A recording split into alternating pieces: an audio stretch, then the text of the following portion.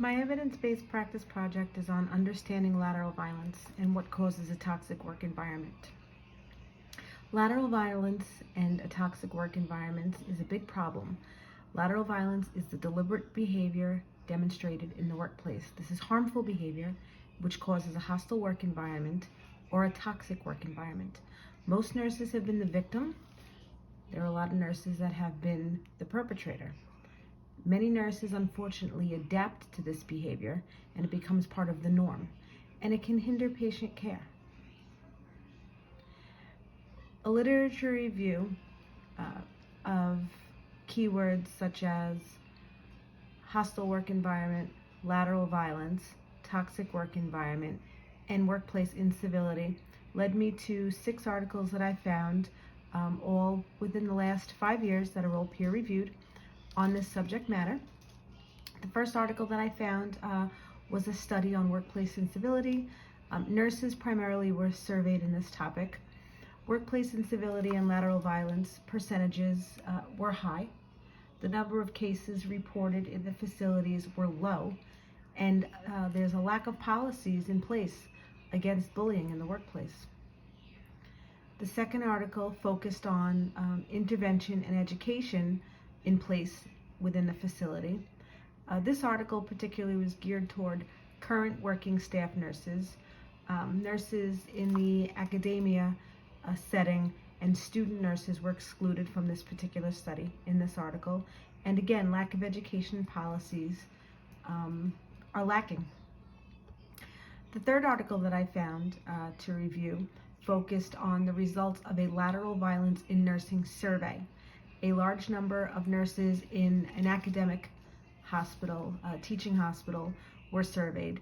This was an excellent tool used to show the hospital administration that there is in fact a problem. The fourth article that I found focused on nurses in academia, focused on the instructors and the students that are new and up and coming in the field. It teaches them how to recognize bullying and lateral violence, situational awareness, and it gives the student the empowerment to speak up if they're ever faced with this kind of behavior. The culture needs to change, and this culture needs to change from the top. Article number 5 focused on an educational survey that was sent to nurses. It was an asynchronous activity that these nurses did online. There was a pre and a post test that showed an improvement in the education that they had picked up in this topic. And article number 6 was a unit-based quality improvement project at a particular facility.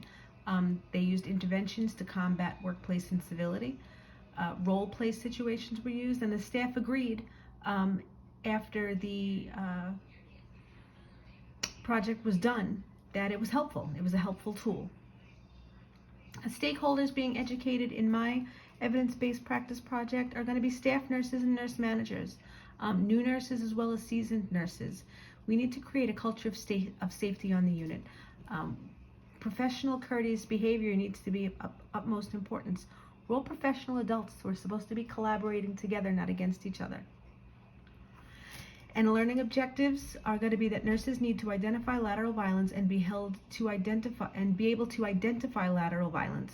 Ending this behavior prior to it turning the unit into a toxic work environment is important.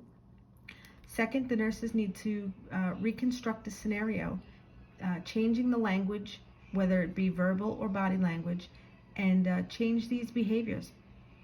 There'll be a scenario or a case study that I'll be working on. And then the third is nurses will summarize what they've learned and verbalize the importance of eradicating this type of behavior from a professional workplace.